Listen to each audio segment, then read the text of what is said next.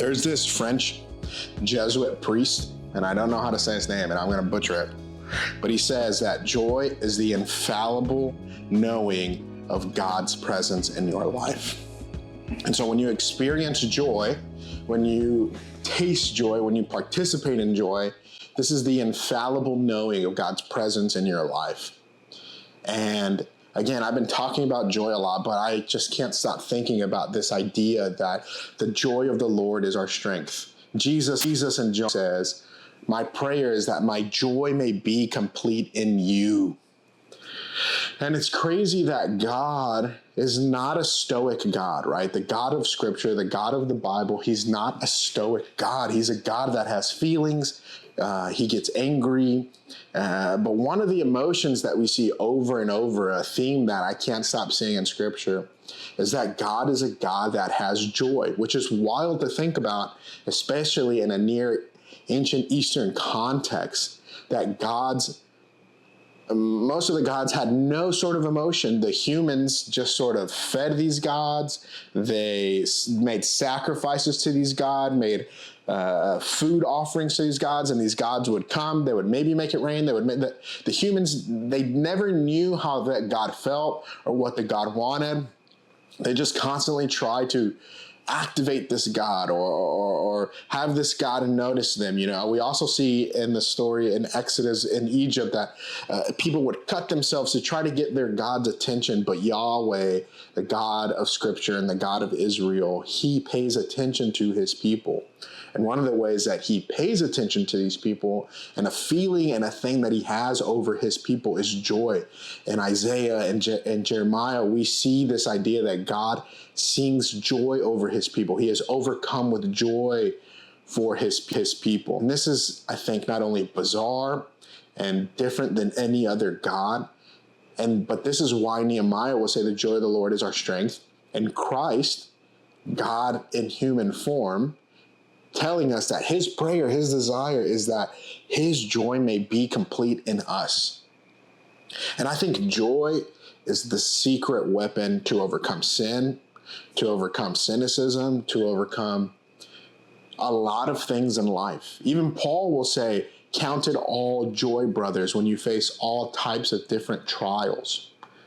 And I think that there is something in our lives that we genuinely miss when we do not have joy, when we do not experience joy, when we do not make joy a practice in our lives. And so what is a practice in your life that you can have joy? And I think this is as simple as doing something that you really like. Another thing that I've been reading a lot is that St. Augustine, he says that seeking joy without God, this is what sin is. When we try to see the goodness of life or of God without God himself. And so one of the things that I've been doing in my life is there are things in my life that bring me joy. Coffee. Making coffee in the morning. And I think not only did God obviously create coffee, and he created my taste buds, and it tastes good, but I can not only have this joy, but recognizing that God is in this joy and he gives me this joy.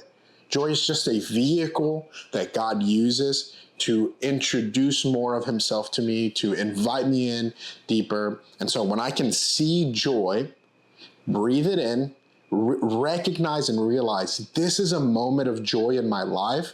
And not only is this a moment of joy in my life, this is a gift from God to me. This is being able to have joy and not doing it in a sinful way where I'm doing it without God, but rather experiencing joy and inviting God in even deeper with the joy, because he's given me that joy to remind me of himself, to invite me to himself. And I think this is what we need to do. And so lately I've been finding myself overwhelmed by joy. And all I'm doing is, we live on an island, so we're going to the beach as much as we can.